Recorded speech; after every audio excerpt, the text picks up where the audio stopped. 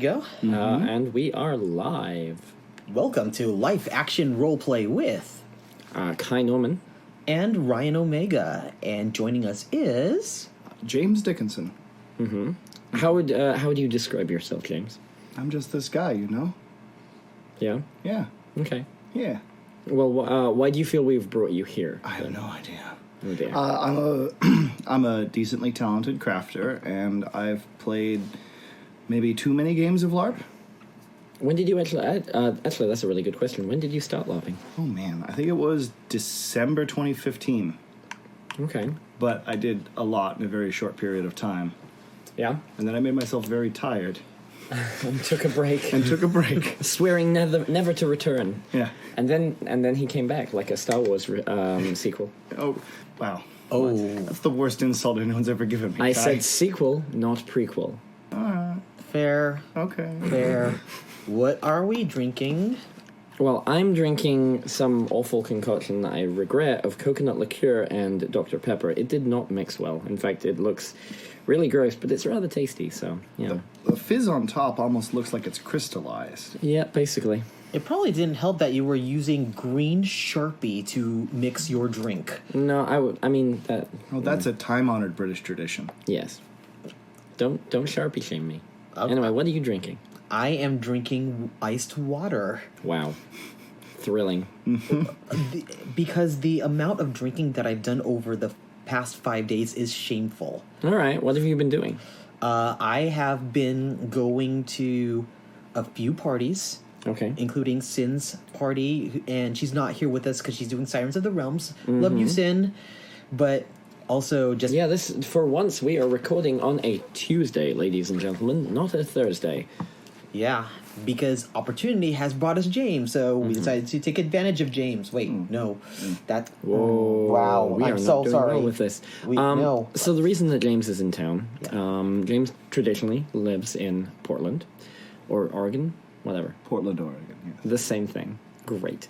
So That's all of Oregon. It's just one city. just Portland. Yeah. It's like London. You're from London, right? No, I'm not from London. But you're British. Yeah. I refuse to continue this conversation. Yeah. It's like right next door to Scotland and Germany, right? Yes, of course. Okay. They're all just in the same area. It's like a shopping mall. It's like a local area code. It's like England, Scotland, and Portland. Yeah, exactly. Perfect. I mean, how do you get to England without going through the port of Portland? Which one, though? There's two. Well, now you just made it wrong. Anyway, so James has visited. By the time you are listening to this, he will have gone and maybe come back again. Yeah. He stepped into town to head up with me to help run some of the NorCal Dystopia Rising game that I do. James is one of my... I would say he's one of my marshal trainers. He's one of the people that is experienced enough in the game and has a high degree of empathy and language skills to...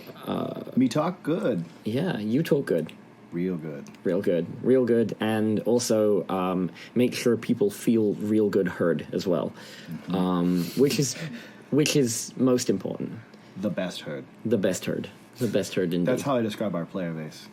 The best herd. We have the best herd. Yes. Best sheep. No. They're more like rampaging buffalo. Yes. Oh, okay. So better than cattle.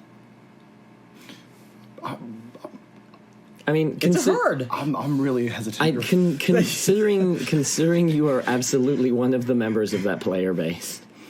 No, I would describe our lovely collection of individuals and independents that play our game. A wonderful motley crew of people who just dive headfirst into LARP and have been... And sometimes into walls. Yes, those two. Or punch walls, as the case may be. Shout out to our safety marshals. Yes, bless. Speaking of shout-outs, does anybody have any shout-outs to give for today's podcast? I have one. I believe I haven't actually done a shout out for this particular person. I am very fortunate to have a very talented medical professional called Juliana on my team. She is our head safety marshal, and she has been utterly indispensable, and she is a wonderfully proactive, positive, and uplifting person that I consider very lucky to have her as an arrow in the quiver of my game. Because she genuinely cares about people's well-being, and she is knowledgeable enough that when someone does fall over and have a boo-boo, she can actually genuinely help them. Someone fell over and got a little bit of a gash on the back of their head, and Juliana was able to absolutely make sure that they were fine. And I'm very relieved and grateful for that. Because when you play contact LARPs, accidents do happen. People get hurt, and it's not just a bonk on the head or a whack in the nads. Sometimes people can get really kind of messed up, and I'm glad that we haven't had anything to that degree. Are you just? I don't know what you're made out of, whacking the Kyle. nads? Yeah, when you excluded that from getting really messed up. So I feel like, well, I mean, like a little sack tap when you're fighting. That puts you out of the fight, but it's not the end of the world, you know? Is this how you don't need to? Is this your pain scale when you go to the hospital? Excuse me, sir, how much pain are you? Just a little sack tap. I mean, that's like a 3 on the scale. It's for a short period of time, it's excruciating, and then it goes away, and you feel better. You know, you don't feel like you're gonna boff. It's good. Anyway, that got weird. That got super weird. Didn't it? I made it weird, didn't I? Yes. I think it's an experience that 49% of humanity empathizes with. Yeah, no, absolutely. that is why we had the opportunity to have James in on the show with us. And I feel like this brings us to a good point to maybe talk about the topic today. Oh, James, do you have a shout-out? Oh, I'm sorry, I'm a butthole. Wow. First sack, then buttholes. Great. Wow, totally skipped ahead. I'm sorry. Shout outs. You know, I'm actually going to shout out the entirety of the rules staff at Dystopia Rising, NorCal. I have had the privilege to help them learn skills when they've needed to. And I have to say that I have never, in not only my LARP experience, but in my professional or social experience, ever had the opportunity to help organize such a proactive and positive group of people. No, I wholly agree. They're amazing goblins, and they are just such nice people that genuinely want everyone to have fun. Positivity breeds positivity, and I think, all 3 of us have. I mean, I haven't gotten to play in my game, I guess, but all 3 of us have experienced the game from different lenses to a degree, and I would say that we had a lovely opportunity where, you know, starting from scratch at a LARP, even in the network, we got to basically kind of like hand pick and cherry pick people that we knew would be good for certain roles, and that were ones that were waiting for an opportunity for a new chapter to stand up so they could potentially be on the ground floor when something is happening and help establish a set of expectations rather than trying to instigate change in something that's already kind of in full motion is very, very difficult. So my shout out is to Scott Ross, who has been organizing a lot of the LARP social fighting days where people just get together and just try different fight styles, learn to fight, train to fight. They have questions about the local LARPs in the area here in Los Angeles, and I think the fact that he's been organizing this it's something that is actually very important to what we do in LARP. So definitely big shout out to you, Scott, for organizing this and making sure that people are comfortable, people are safe. You especially do teach people about safety while fighting and allow people to have a fun time. So thank you so much. So today's topic is about how to stay positive when sometimes you're not feeling that way. And the reason why I've kept it that broad is because there's many aspects to positivity. So in my case, last game of Twin Mask, I was very low energy when I came to game, and I wasn't sure if I was able to even really play, but I decided, okay, I'm just going to get into costume. I'm going to play my half-demon Counterboss because he's a demon of sloth. So if he's low energy, it makes a lot of sense. And I grab a whole bunch of bread because that's what he does. He likes to feed people. A whole bunch of panettone bread, some donuts, and I just kept feeding people because that's how he communicates being cared for. It's like, like you're grumpy, so bread? And half of the time people will eat bread, or sometimes they don't. And it's not a lot of big role play, but it's something that gets me engaged with the group. Absolutely. And it's totally fun to do. That's a super smart idea. I like that, and it also reminds people that they haven't necessarily eaten, because when you're on your LARP mission, at least for weekend LARPs, you're doing so much constantly that, unlike a normal LARP, or a parallel LARP rather, where you're only playing for like a brief session, maybe like 4 or 6 hours, you can afford to skip some self-care in order to get the scene done. Weekend LARPs are marathons. You have to take a break. You must take a break. Absolutely. Even when I'm running like constant dungeon modules and escape room modules for people at my game, I have a little shoulder bag just full of snacks and food that I just sit there and I bust out as my NPC that's helping them through this puzzle, and I just start eating. That really helped me this game. But something I was going to wind back to, you said that my team for NorCal are super positive and like they're doing an amazing job. I agree, they're doing fantastic, but I don't think we have hit the mark yet. And that doesn't mean that my friends, literally single one of my staff members, are people that I love and I enjoy, and they're people that I've met, and I can feel that they are great people. That is beside the point. No matter how much of a family our staff team is feeling like, I don't think I'm stepping out of bounds when I say that we should always be striving for the next step. And while right now it seems like everything is going along perfectly, and things are going along really well, I'm not going to beat around the bush. I'm incredibly proud of how things are progressing. But I do firmly believe that when it comes to positivity and nurturing a player base, you can never, ever rest on your laurels. And I don't even feel like we've got laurels. We've got 3 games in. It's easy to be this hyped and this positive and this good when things are still fresh. Give me a year, and then I'll tell you if we're hitting our actual goal. But I am so proud of what everyone is doing at this point. Sorry. Why are you sorry? Oh, just because I know that was away from the point. I was just nervous about the statement that we kind of led with, which is like, we're doing a perfect job kind of thing. And there is definitely room for improvement, and nothing is fallible. I want everyone to feel like they have a voice and can say. Absolutely. What I was going to say, when Kai was talking about, actually when Ryan brought it up first, eating, and then Kai agreed with that, this gets discussed so much it's almost kind of a meme, but it's an important one, which was self-care.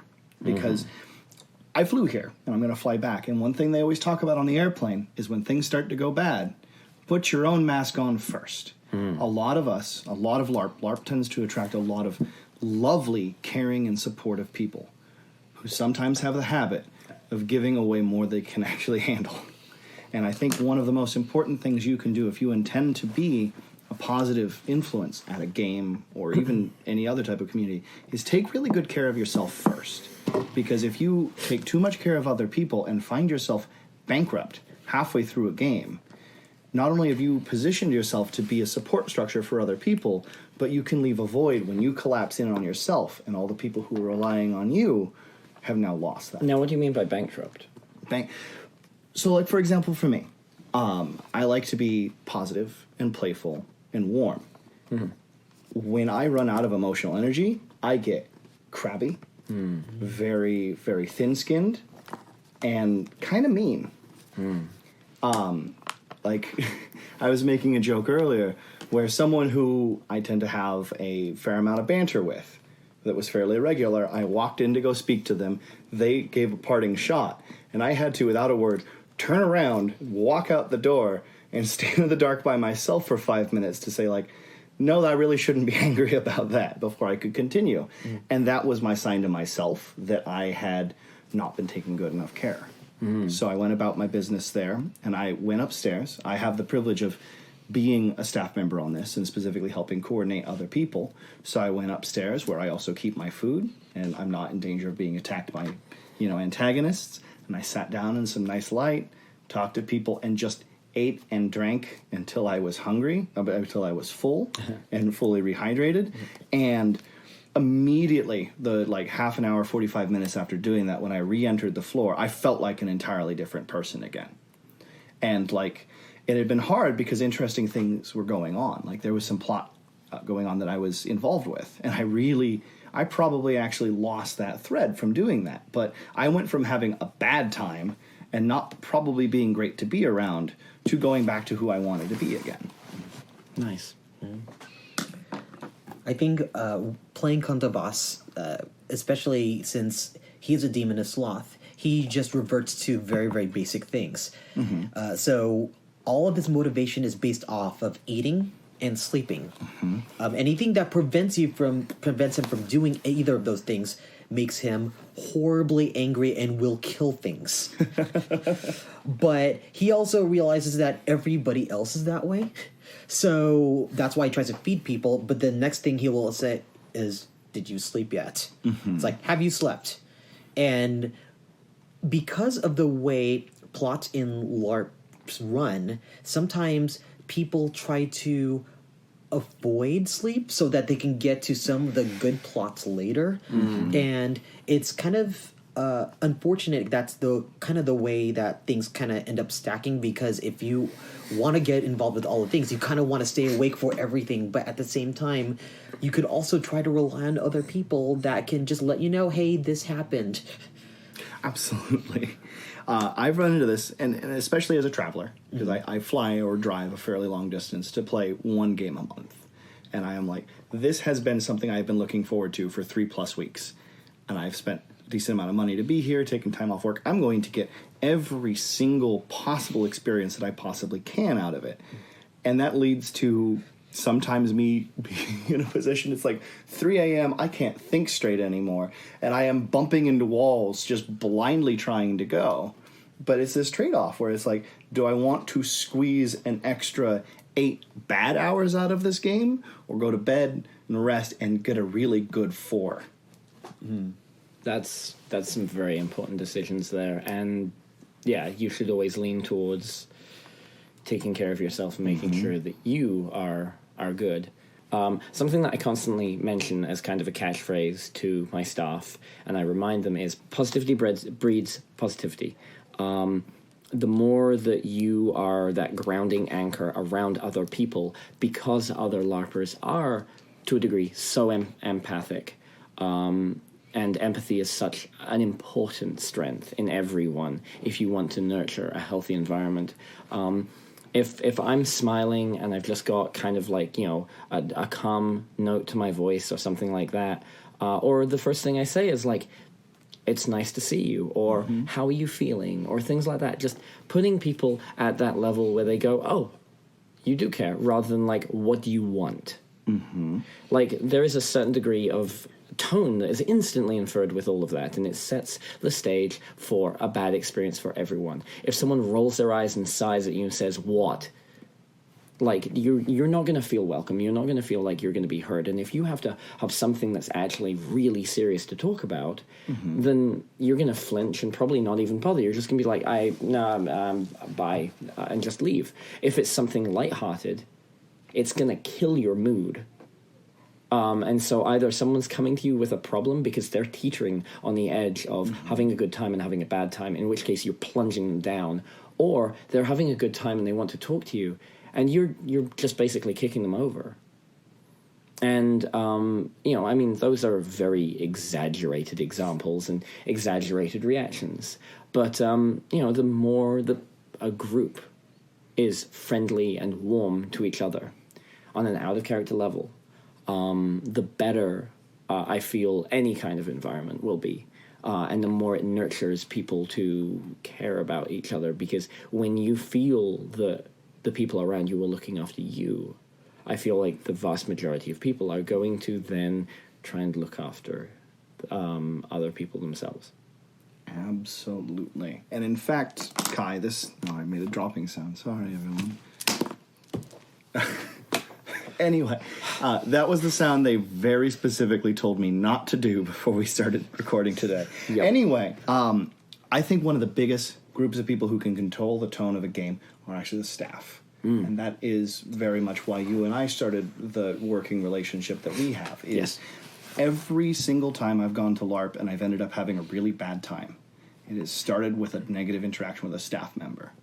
And I think that LARP games need staff to function, or the vast majority of them do. A couple styles don't. But not only do they need staff to function, but usually the staff are volunteers. And it goes both ways, is that I feel like as a player, you need to be very appreciative and very thankful for the usually sacrifices that the staff members are making. But as a staff member, it is essential to be conscious of the privilege that you've been given to, in some ways, be a leader of the player base. And I think, specifically, like when I'm talking to people who are coming on to staff, learning the rules, you can do that over time. Learning the system, you can do that over time. Even some basics of customer service, that's stuff that can be taught. The most important quality for a staff member or a community leader is genuinely enjoying working with and specifically helping other people. I like to put forward the energy when someone approaches me, which is often more often the staff than the player base with an issue. My initial response, even if I'm not necessarily in the mood for it, has to be, I'm really excited to do this with you. If someone brings me a confusing problem that might even be a headache, I need to approach it as, this is a chance to do something cool with someone that I like that will hopefully make us both better at our jobs and resolve a problem for everyone. So I have a question then. What about players who are playing antagonistic characters? Like, how can we differentiate for people who may not be in, I guess, the right mood, like they're a little bit in an off mood, to let them know, hey, this is not me. This is my character. Oh, so from an explanation standpoint, we're talking kind of like if I'm playing a bad guy, right? And I'm like if I start like in character kind of ruining the goals of your character, I'm probably instantly going to start. It's going to instantly start feeling like that bleed barrier where you're wondering, does Kai hate me? Or does his character hate my character? He's doing this to me.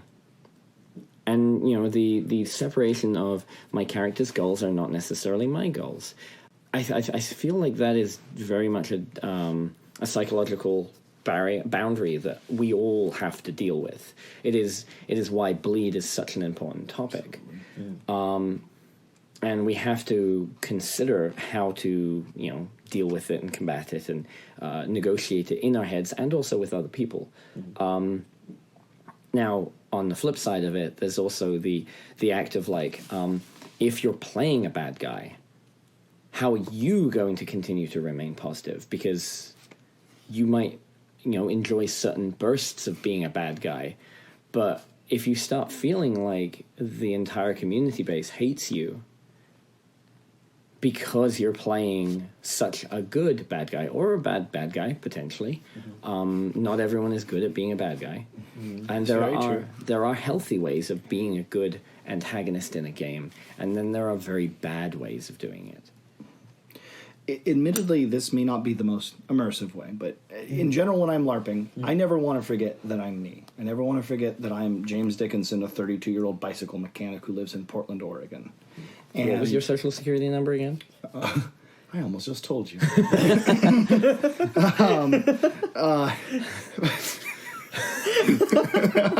But Phone number, email address, So when credit card number. all right. Sorry. It's okay. When I'm usually playing, it's an NPC because I don't tend to play antagonistic PCs because it's not where my joy is. But when I'm out with a villainous agenda, I kind of start showing it a little bit. Like, ooh, I'm out to cause problems, and then I just look at people while I'm putting out that energy. And like, I catch an eye contact, and if that person looks like, oh no, they're looking at me. That's not the person. But I look around until someone gives me that look back, like, oh yeah, I want this. And then that's the person that gets it, you know. If you're playing like a very much like an aggressive, conflict-seeking character, you don't dump it on the person who's trying to leave. You dump it on the person who looks like they want to play, because that way you did it on purpose.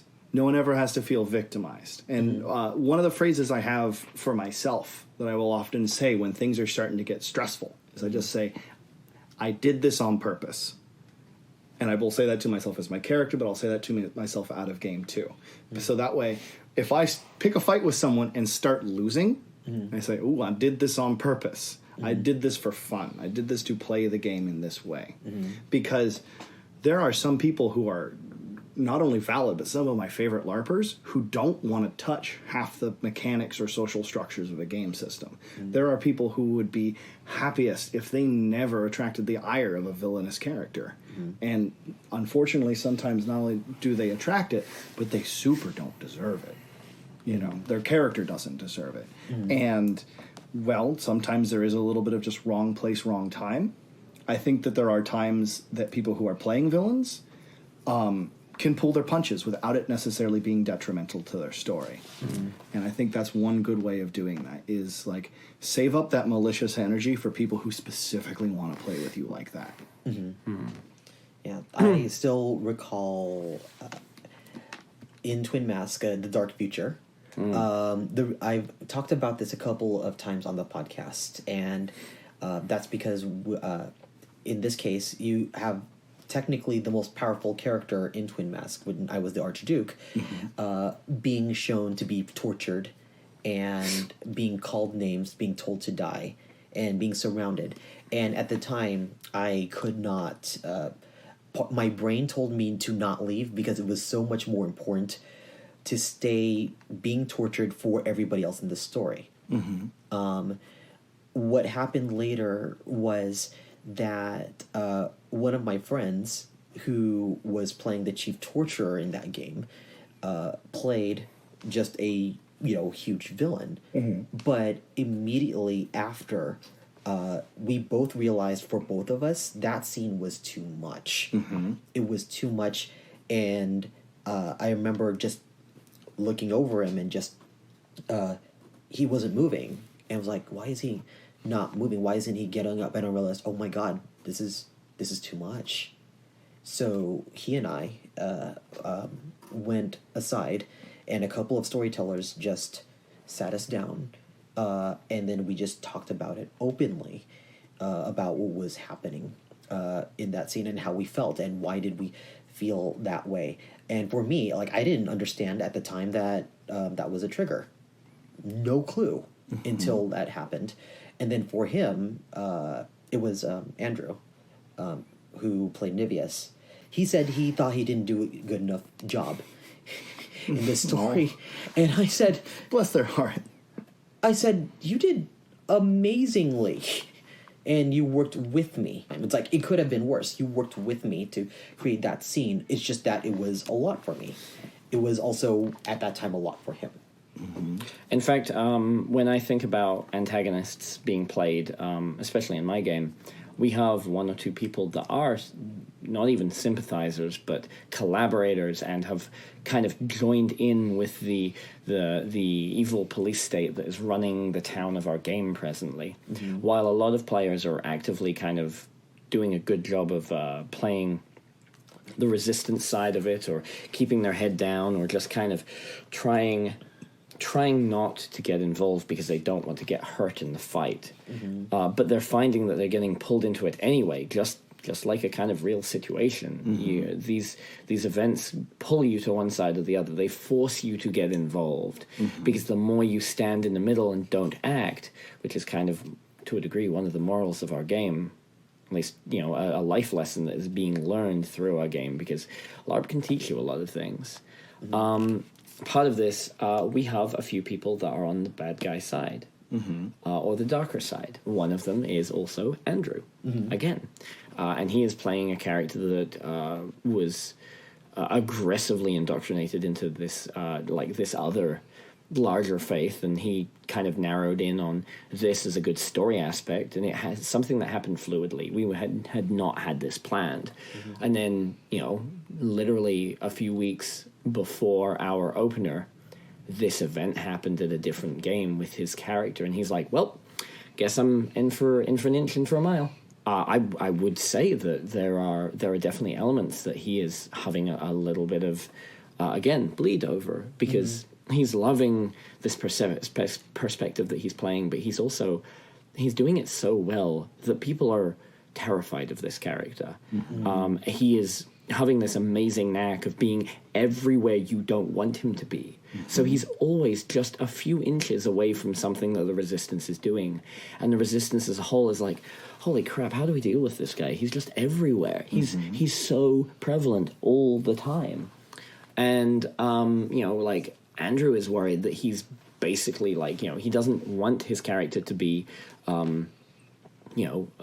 winning necessarily. He wants good story. It's a challenging aspect, but for both sides. There are definitely, I would expect there are definitely players that are intimidated by Andrew as a person now, because they've seen how much of an evil character that he can potentially play. But Andrew himself has to navigate the ideas of I'm playing this evil character, and then there are the internal aspects of how much of this is rubbing onto me, how much of this is a darker side. I'm not necessarily saying those are things that Andrew is feeling, but they're things that can happen with anyone playing an antagonist.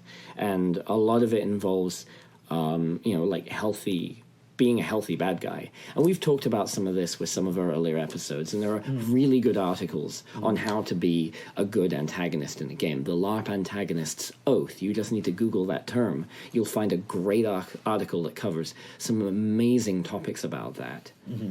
But that's only one facet, really. Yeah. I think something that when we are being really dedicated to playing our characters, we kind of get swept up with it, sometimes for the entire length of the event. We are so invested in our own characters' perceptions or goals that we kind of forget. And there are all kinds of lovely little things you can do. Like sometimes when someone you're having a problem with, literally just going out to the parking lot and drinking a soda. And just because almost every single player I've met is a lovely, lovely, lovely person. And just having a moment to check in not only undoes that stress that you're having in the game, but actually makes it fun again. Because when there's someone like, this person is doing such a great job of playing a villainous, problematic character, and I don't have a gauge of them as a human being. So this is all I know about them. Yeah. But going out and then, going in the parking lot or out of character somewhere and just getting to know them as a person for a little bit, not only does it undo that stress, but you're actually more comfortable than participating in the villainous action afterwards because it doesn't feel like a personal attack anymore. Some of the best villains are the people that are in stories are the ones that you can really trust, and the ones that you can really trust are often your best friends. Yeah. During my scene of Marion being tortured by gas, for me this was easy because this is my good bud Kai, doing this. So whatever he was doing to me, I knew that I was going to always be okay. There are other people who don't get that, who are not necessarily having those relationships with other people when they get into those villainous points. And then for me, I make the point to hug Andrew whenever I see him, because I also it helps everyone, because I also just have valued the role play when he was playing at Twin Mask. He played my main rival, which was amazing. So I always, it sounds strange, but when you get a really good rival that you can play with, it is a privilege. It is not a detriment. It's wonderful. And even like communicating with someone ahead of time, or as you start to see a rivalry forming, talking to them out of character and discussing with the boundaries of how far people want to go. It's like, okay, you know, like that's really good. Like that kind of thing is. And it rolls back to the idea of, like, reinforcing people for positivity's sake. One of my favorite things is occasionally when two players are about to engage in something that's going to be very hostile, and they have that foundation of trust and respect and safety and, like, sometimes even really positive friendship, and they do that quick check, like, things are going to get awful now. And the other person just grins for a second, completely falls out of character, grins and said, oh, yeah, jack me up. And, like, you have that brief second of everything's going to be okay before it just gets horrifying to watch. And that I don't think that really damages my immersion very much, because it also damages my immersion when I'm like, do these people, are they going to actually hurt each other? Are they angry right now? But that, like, that little sense of a safety net before things get awful actually allows me to enjoy the scene a lot more. Absolutely, yes, 100%. I would like to actually kind of step away from antagonism, because it's a great topic, but I think that there are other avenues that we can potentially pursue. For example, one that I keep thinking back to that I'm so impressed. Earlier today, we were chatting about it, James. You had this conceptualized idea of identifying the aspects of game that you that any player enjoys. Would you feel comfortable kind of? Absolutely. Yeah. So I don't know where I thought of this, so it's very likely I read it from someone else. So if this is your work or a bastardization of your work, I am so very sorry, but I appreciate what you did so much. And for me, I like to say, I actually do it in like a 4-number score system, adding up to 100. And I think there are 4 very broad areas of game that people fit in. The first one is like power and success, be that political power or literally just being the toughest dude or dudette on the field. Being like, I am the most powerful fighter in my game, no one can take me down. And the second category is economic or number crunching. And that being like if you're incredibly rich, or if you just know the game system so well that you can just overcome things with your knowledge or talent at the system. The third more money. I'm going to drop money at this problem. Too real, Kai. The third one is emotional role play, be that positive or just like the people who genuinely enjoy playing like very troubled characters. Or very happy characters, very kind characters. And the last one is just silly or fun or whimsical or self-serving. People who are less in it for the world and more in it for their personal experience and spending time with their friends. So, like, for example, for me, I'm a 5 in the power category. I'm a 5 in the economics category. I'm about a 25 in the emotional category, and all the rest is in fun. Yeah.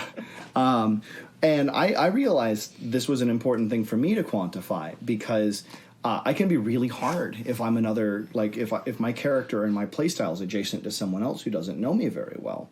Because if I'm dealing with an economic person who's doing really careful, like, grinding step by step, and they're like, I need you to hold this money for me for a little bit while I broker a deal. I'm going to look down at these, like, plastic things, which I know are worth virtually nothing. And then I'm going to look around at our friends who are obviously very hungry. And I'm going to look at someone who did an amazing job of pre-cooking and bringing chicken to game to sell. And I'm going to go, well, this is dumb. And I'm going to spend all that money on chicken. And that person will be like, all right, I brokered the deal, and I'm going to buy this real estate, and I'm going to become king. And I'm like, your money's gone, dude. That sucks. And that's me following my fun in a way that's actually detrimental to someone else following their fun. Or in the same thing, it's like, I personally, there's only so far I want to go in emotional role play before it starts stressing me out and making me not happy. But if someone is playing a character who genuinely enjoys being sad or dealing with some sort of trauma, and halfway through I'm going to pull out a plastic trumpet and do it at them, I'm shutting down their happiness in that sense. I think that learning how people play the game and how they interact with their environment and learning how to do it in a way that doesn't compromise what either of you want is a really important thing to do, building community and relationships. I'm now trying to figure out where I am in those particular boxes. Because surprisingly, with my Archduke, who's supposed to be coming from a very rich family, my econ score is very low. And oddly enough, it's because the idea is that if you have so much money, at some point you're not really tracking it. But I usually will use my power, so I guess I have more in power, to usually assist or help people who need it. Because I get enjoyment out of that, using my political power or whatever status it is. Allies and deals, and power can be, as James was saying, power can be, physical prowess in combat, if it's combat LARP, or it can be, the more aspect of having lots of allies and friends in high places. Sometimes it's just the raw ability into being able to talk everybody into doing what you want them to. Which sometimes I do. Or sometimes I can't. And then balance it with the occasional silly, which is why he gets drunk. Gets very, very drunk. Kai, where do you fall into those boxes? So it's interesting. I've definitely seen how I've evolved over time. When I first started playing when I was much, much younger at LARP, money was something that I never could get a hold of. I would wallflower a lot, and then I'd go off and do something, and I might maybe grab a coin at the end of it, kind of thing. But usually, all of the really, really like hardcore players were the ones that were snatching up all of the loot and not giving it to anyone. And like older LARPs back then, like that was like I'm 33 now. When I was like 18 or 19, that's what was going on. So like I was a young kid. I was new, and some of these people had been playing this game for years and years, and it was a national game, so there were like thousands of people. So obviously, the big fish and the higher personalities are the ones that are going to just like snatch everything up. That happens. But now, like when I came back to LARP in America, when I first started American LARPing, shall I say, and just fell in love with everything all over again. I definitely started out as a heavy econ player, and then I slowly realized I can't play this game like a video game. You cannot win a LARP. You can create a story, and you will get far more satisfaction from, in my opinion, you will get far more satisfaction from having amazing moments. Combat is dangerous, but most of the time, most fights in combat are not going to be exciting unless you do something like you save your your character's love or best friend or family member or something like that, which is why I always try to have character ties and people that are important to my characters. And the only way you can establish and build those kinds of foundations that make things memorable is by buying into the world and investing in the story of your character and investing in the stories of other characters. So power is kind of important to me. Econ, I've been lucky that the way I just naturally play, like as I'm playing, I'm doing things, I'm achieving goals, and money is falling my way. So I never have the most money, but I'm never like absolutely starving for money. I don't really like unga bunga slapstick. Like when players go over, like jump the shark and start like doing things. Okay, so an example. I enjoy it when I see players make their own humor. I don't enjoy it when I see players bring real life, modern humor and modern cultural references into a game for no reason. I've seen fantasy games where people have yelled plus ultra, as in a catchphrase from a superhero anime. That's not okay. That's very immersion breaking, and it reminds me that I'm not in this LARP. I'm at this game. So yes, I do feel that people who break immersion through silly shenanigans like that. I don't have as much of a tolerance for it. It is a way that some people play. And James, you've told me about how, some people like that actually take the time, and if they're feeling like they're in that punch-drunky kind of silly mood, they'll take their Unga Bunga friends and they'll go off to basically like a bunga room. And they'll just go off to somewhere quiet and have their jokes, have their silly. They're having fun, and they're having fun at game with their friends, and they're having a time of their lives, and they're doing it away from the players who are trying to be immersed in the world. And when these players have finished their giggles, they step back into the world, and they step back into game, and they get to do the rest of the game with it. There's one of my a wonderful little exchange that can happen is when you've got a bunga room and someone who's very much into maybe they're into the harder grim dark sneaky assassin play, and all of a sudden if there's a whole bunch of people in a room, they're like, I need to be in there so I know what's going on, and you're at the door and you're like, you don't want to come in here, and they're like, I need to be in here, and you let them in. And they listen to the conversation for 15 seconds, and they're like, I don't want to be in here. And they go. Bless. So, that's all. While I'm not the biggest fan of people bringing memes and shenanigans from other elements into the game, I really dislike external memes entering into any kind of environment of a LARP. However, I don't mind people finding brevity and basically developing memes, because it's kind of a natural human sense. The natural organization of the way that people's humor works, even before memes were quantified, people made memes. There was that concept of the joke that would never fucking die. That's a meme. Someone would have a catchphrase, or Archer saying phrasing. That is a meme. That is a later meme.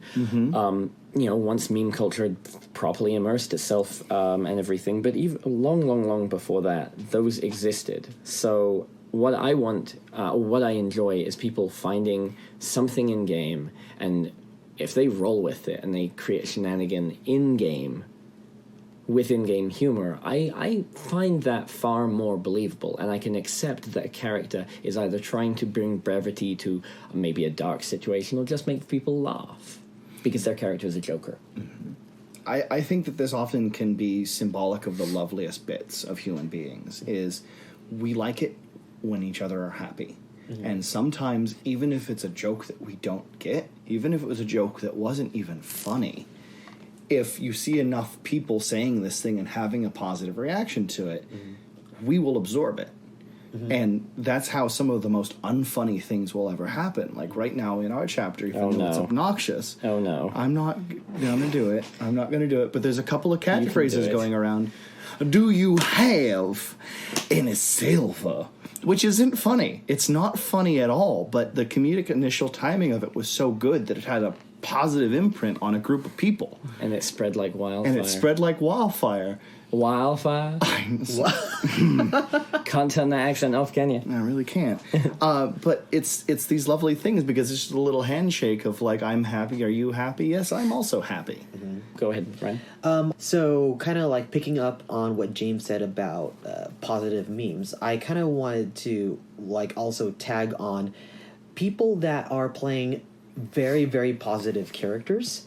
And sometimes a lot of people don't put a lot of stock into them, because, especially when you're dealing with things like zombies and a fascist government, I remember having a discussion with India, who plays July Partridge, and she said that she was surprised that she had the response that she had with her character, because she said she doesn't do anything other than be positive and try to entertain. And I said, do you know and do you understand how many people need that in a game like this? That's why people want to protect you. That's why people want to just make sure that you're okay, because they realize that the moment you're not feeling positive, it's almost like the canary in a cave. That means it's going to be a sign of something. something a little bit worse. But at the same time, she as a player is looking forward to when that turn's going to happen. And I'm like, it probably is going to happen, but Marion's going to cry. He's going to cry. So I'll also actually call India for a moment here, because that was exactly what it was. It's like I also came in with a very happy, silly character, and I was very anxious about it, because I was like, I don't know if this is going to be well received, and I was trying to figure out how to retcon in my head this character into being appropriately grimdark for the setting. And then I encountered India in this case, but with many characters who are the brave ones to take the first step out and say, I'm going to be fun and nice. And then all of a sudden, these masks fall off of everyone else. It's like, that's what I wanted to do too. And you can get that. It's a one little ball in the avalanche that just starts it all going down. And then from that point on, and it won't change the entire culture, but it's a beacon for the people who wanted to do that to feel comfortable. Yeah. Absolutely. Rolling around with this, there's so many different ways that you can incorporate positivity into the game. Being there as an out-of-character support for people, getting to know people out of game, even after. This is a concept that not every LARP does have, but after a game is over, either for the weekend or for that session or things like that, it's really, really healthy for a community to potentially go off and have hit a restaurant in its entirety. Just a whole bunch of people descend on a restaurant. One, you're supporting maybe a local business, and two, you get to actually sit down and break bread out of character. You meet the people that you've gotten to know for, you meet them for the first time potentially, while you've bonded with their character. Or maybe you haven't. Maybe you've hated their character. Or maybe, even more I encourage, don't sit down with the people who you got along with the whole time. Yes, they're your new best friends and you're going to love them. And yes, spend some time with them. But also, take a few moments to sit down and, bounce around the room and meet people that you never talked to. Meet someone that you were like, they had such a cool costume, but I was too scared to talk to them. Or they looked really shady, and I that's not the play style I'm playing. But I'd always love to do that. So you sit down and you're like, hey, I'm really liking the vibe that your character has. I'm not trying to find out in character information, but how much money do you have? But do you have any silver? But it's spreading. I'm trying to get you admire something about this character, be it a cool costume or they have a certain persona, and you're like, I would love to play my next character in the criminal element. And you sit down and you start talking about them, and you're like, okay, from an out of character, it's totally okay if you don't want to talk about it, but I get the impression your character's a shady dude. That's really cool. I don't know how to play that style. What have you learned on how to do that properly? Or things like that. Just engaging other people that you haven't gotten a chance to really socialize with at a LARP. It can be one more amazing step to making sure the whole community as a whole, people, that person will remember, I really liked that person. They were really friendly after game, and I never actually talked to them in game. But they were a good person out of game, and that makes me feel so much more welcome here. So something I think we've touched on two ends of a spectrum here, because we started talking on how to be a positive, dark or hard or antagonist character, and then we touched on how to be a positive, whimsical or lightweight or very warm character. And I think there's a spot in the middle that is also really positive, which is people who are devoted to playing their characters very deeply and in touch with the settings. And I think that is something that's a slightly different form of positivity, but it's also fantastic, especially for people who have read the book very thoroughly but aren't familiar with the game culture yet. And for people who are kind of working out how they integrate into the system because they're not familiar with the out-of-game social aspect yet or the playstyle aspects yet. But being able to find someone who, through playing their character, proactively teaches other people how to play their characters. One awesome thing that I've seen just in this game, I don't know if this is standard for many other Dystopia Rising chapters, because I'm new to DR. I'm very new. Kai's game is my first game, but your system of blue bands, being able to identify new players so that you can help them with roleplay is such a wonderful, positive experience so that you can make the effort to just roleplay. You don't even have to be like super nice. Just engage. In character mentoring. Yeah. I love those aspects. Like, I think I've mentioned before, like, when your character gets to a certain kind of, like, character age and strength, you should really, I think it's very healthy to try and find a protege. And it's not someone who's your best friend. Like, go off into the world, interact with other characters around, and find someone that you like how they're playing some things, and you know that they've got a similar style to something, and you're like, you know, if it's a fantasy game, pick a squire or an apprentice. And if it's like a post-apocalyptic or a modern setting, like, you know, there's so many different terms for the same thing. Like, pick someone that's new and take them under your wing and give them a good experience. Help them become comfortable. So you mentioned the blue band system.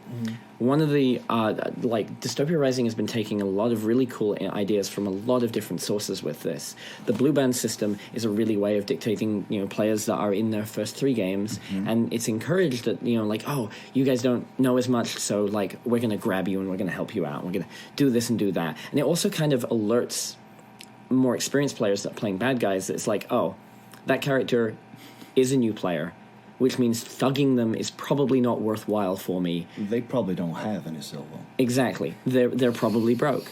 And then I've heard these really interesting, like, in-character methods of, like, you know, so normally character versus character combat, or PvP. Most of LARPs are moving away from PvP because it's more personal as a term. CVC, character versus character. So in CVC combat, if you're having the intent of taking something from someone, be it a life from them or some of their stuff or something like that, then you need usually a marshal or an advocate of, like, someone from staff to watch the fight and umpire it, to make sure that everyone's following the rules, because CVC combat is the fastest way for people to stop having fun. Especially also with these, the person who's being attacked is often isolated, and having a staff member there makes them feel safer and more comfortable, amongst other things, because they're not literally alone in a dark alley with people who hate them. Very, very true. And so with that in mind, some players really enjoy the idea of aggressive combat, but without the final consequence of death. And so something that I've heard quite a few times is the term of consensual CVC, or consensual... what's the non-lethal? Yes, thank you. Non-lethal CVC. And that's something that some games require you to have a marshal for, and others do not. And in a couple of chapters, I've heard this wonderful in-character term to ask for consent for non-lethal CVC. Rather than breaking character and doing the out-of-character symbol and saying, hey, are you cool with non-lethal? They instead say, would you like to take this outside? Oh, and if that player good. replies, absolutely, you know, like replies in the affirmative, as long as the entire community is aware of this term, it's like, cool, you're consenting to non-lethal combat. We get to throw down, and it looks like a great opener to a, like, you know, a great barroom brawl. It's also often feels less antagonistic because, like I said before, it's like, I chose to do this. This has happened because I wanted it to. And you don't feel as victimized in that case. Consent. Consent is a very big aspect with positivity. And, like, there's all kinds of wonderful ways of doing this. Like, do you want to step outside? Do you want to dance? Sometimes I've just seen someone holding, like, a hatchet over someone else, and they just go, and the other person eventually goes, yeah, okay. And then whap, whap, whap, whap, whap. That's cool. One of the other ones that I've heard in DR that is getting some traction and popularity is new players in their first 3 games, so blue bands, are allowed to have a specific phrase that they call when they're in bleed out and they're in trouble. And it's something along the lines of, like, they're eating me alive, or I'm too young to die, or it's an agreed term. And if they're screaming it out, that is the, I'm a new player. Please come and save my dumb ass from whatever I got myself into. And veteran players are expected or encouraged to haul ass and go, you know, train wreck and steamroll whatever the fuck is bothering this poor little new player. We can swear? yes. Cool. Fuck yeah. Oh. That was cheap guy. Yeah. I feel like that's there's a lot of these really cool kind of aspects and methods of ensuring that people have fun. I love a few very experienced LARPers that I know. I love the term of the 10-foot rule. And it's, if you're within 10 feet of me, I'm trying to engage you. I'm trying to involve you in whatever the hell I'm doing. Oh, so it's like an invitation to like to enter into conversations or stuff like that. Conversation, even just like role play, just something. It doesn't have to be I'm being your best friend, but it's making sure that people feel included, and if they feel included, they are potentially having fun. And so it's a 10-foot rule of fun. I like that. I love that. I respect that a lot. So we're looking at the end of... we're starting to wrap up. But is there one piece of advice that you'd like to give in terms of promoting positivity in LARPs? Absolutely. And I think one of the best tools you have when you're in LARP is the character you're currently playing. And figure out a way to take the character that you have and figure out a way that your character, in their own nature, likes to make people feel welcomed and engaged. Be investment in your character's culture. I've seen people carry, like, if your culture has a signifying piece of gear or clothing or affectations, people will carry extras of them to game. Find someone who's brand new, who maybe just hasn't quite invested in their costume yet, and be like, oh, you're so underdressed, you must be cold, and just start wrapping them in that cultural token. Or like if your culture has like your specific area has a very unique trait, and someone comes in who hasn't heard that from like the main source material, you're all like, oh, well this is how the swamp bungus walk, and they'll like do this thing where they'll teach them how to fit in that particular little subgroup. And that gives that person who might be shy and looking for that nod of like, yes, we want to hang out and be friends, be like, oh, I've got the scarf now, so if I see people with that scarf, I have my lead-in to talk to them or I like the inclusion activity. There. That's really, really cool. So I want to... There's actually one place that I'd like to have a little bit more of a conversation about before we wrap up. Yeah. Because I think we can probably squeeze this in. Oh, yeah. And regarding positivity and things, there is an area of conversation I think that we can bring up that is kind of a really good thing to discuss. And while LARP is a source, properly managed, is a source of wonderful positivity and uplifting, there are some people who use it as an environment for experimentation and things like that, and that's a very good aspect. And then there is a little bit less of an element where some people often refer to LARP as therapeutic and therapy. And I think there's a very big difference between something being therapeutic and LARP being your therapy.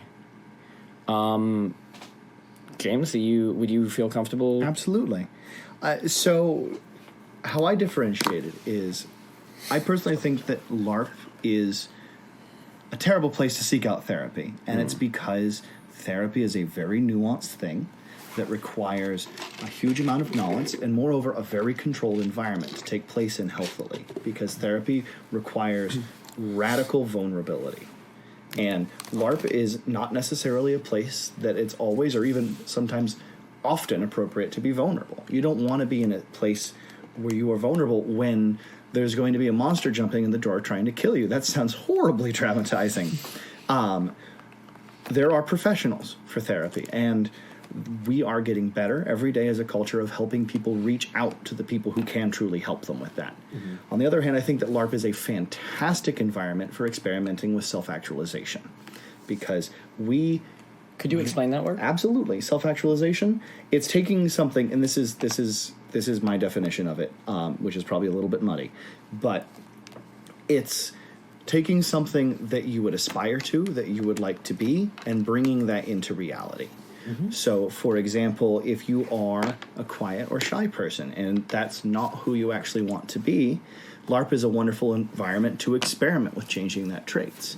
Because LARP is an environment where if you are trying to do something, people will agree with you in general and try and help you with that. Yes and no but. Exactly. Yeah. Mm-hmm. Exactly. I can't go into work tomorrow and say, you know what, guys? I've decided that I'm a no nonsense, serious kind of guy who you all should be slightly intimidated by, because they're like, I saw you drop your soda last week, man. No one's going to believe that. But if I build a new character with a different costume and some mannerisms and I walk into LARP, the vast majority of people are going to see the character that I'm trying to play and respect that. But moreover, if I play that for 2 events and I hate it, people aren't going to give me guff for throwing it in the garbage can and starting over again. Where if you do that too many times in real life, it starts to cause people to be slightly confused about your relationships. So LARP is it's an accelerated, safe environment to try on a different hat before you buy it. Wow. Yeah, I was going to mention my one positive advice is going to be, if you are a veteran player, like, one of the best positive things that you can do is to leave a legacy for which everyone can benefit. So people may or may not already know that in Twin Mask I played Archduke Sicariel for about 8 years, and it's pretty much time, he's nearing the end of his story. And so the thing that I will be doing is that I decided that because there was a change in government that's going to affect a lot of the power structure in game for Twin Mask, I was going to give an out-of-character, but in-character, lecture on how I conduct myself doing politics, so that it makes everything easier for everyone else who attends. So if they want to get involved with political role play, that these are the ways that I've dealt with dealing with problems, talking to people, listening to people, knowing to not run a meeting for 3 hours because that'll make people tired. But these are things that I've picked up in the 8 years of game that will hopefully help people deal with politics if they so choose to engage in it, and become less of a headache than people feel like it would be. So that's wonderful. Thanks. And there are also other people leaving wonderful legacies. I would also speak to Kai's legacy of creating a wonderful guard system. That is amazing. Like, what you have done in Twin Mask, like creating that guard, having the badges, having people patrol, has changed the way Twin Mask like thinks about guards, because guards used to be like almost incompetent and like a joke, but you have changed the way that is played. And that is a wonderful legacy to leave. Thank you. Yeah. Honestly, to be fair, so I made the flashy badge. I made a cool thing to play to a degree to the positive psychology of, if you join up, you get a cool thing for your character. You get a cool costume piece, just like James was talking about, like, have this little cultural doodad. It makes you feel included. It makes you a part of something a little bigger. And I think that's actually some of the mindset behind why real police badges and other big organizations have badges of authority, because they do attract people and they do give you a purpose and they do unify and bond people potentially. So I did that. I started aggressively recruiting people and kind of trying to vet like the good guys from the bad guys and the white hats from the bad hats and stuff like that. Did you say bad hat? Yeah, I said bad hats instead of black hats. But yeah, so I like Corvus, my character, is getting to the point where I'm looking at either stepping up into a fully political position where I will not be a captain of the guard, and maybe even become. I might even start having him run for governor. Sorry, like, potentially.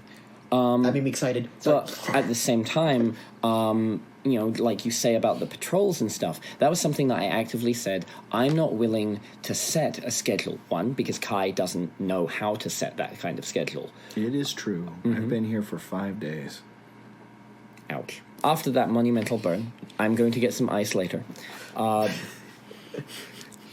I didn't set up the patrols. That was another character that expressed, he was like, hey, I'm pretty good at this in real life. I'm really interested in this type of roleplay and this type of roleplay. And then we started talking to the guard, and a lot of the guards seemed positive about trying that out. While before then, I was like, hey guys, this is an out of character statement. I'm not comfortable forcing you guys to go on patrol because I don't know if you want to do that or not. And I want you to have fun playing the game and be ready to save people if we need to.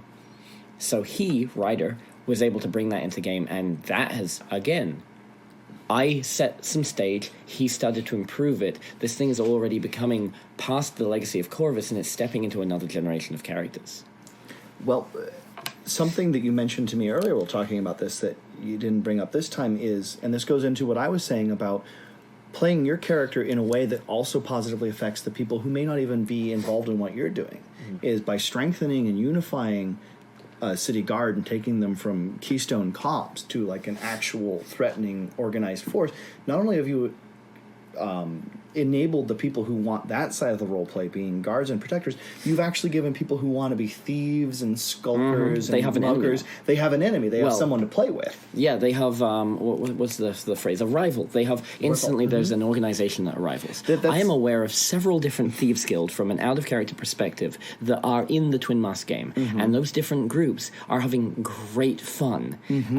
I find it even more interesting when I see group members of those thieves guilds that are unaware of each other, kind of passing each other in the night and doing other shady things. I'm like, oh my goodness, it's so cool. The best, but I don't know that in character. The best success you can have when you put forward something positive is to see it intersect with something else in a positive fashion.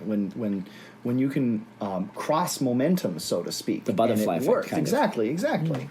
It's a beautiful thing, and it's one of the reasons why I find LARP so satisfying as an organizer and a runner.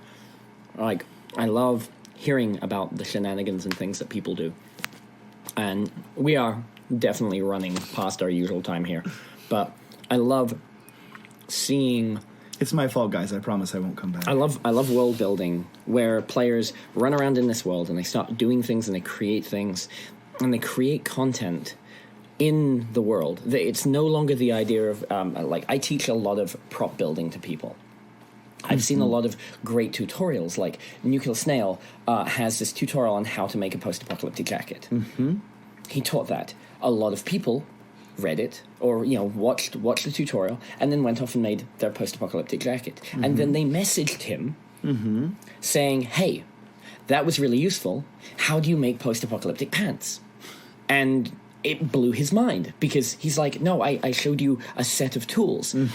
I was trying to arm you with tools, not literally this is just how you should ever distress every pair of jackets you have, like every jacket you have. But some people took it literally in that step.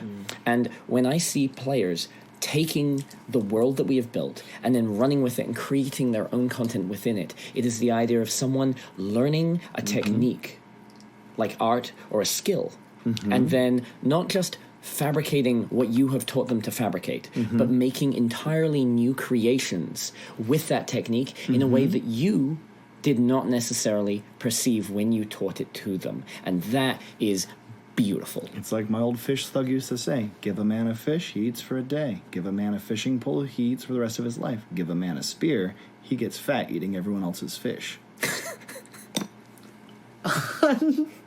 Well, I feel like that wraps things up quite well. Yes. Before we go, want to definitely thank James for being here with us to discuss this topic.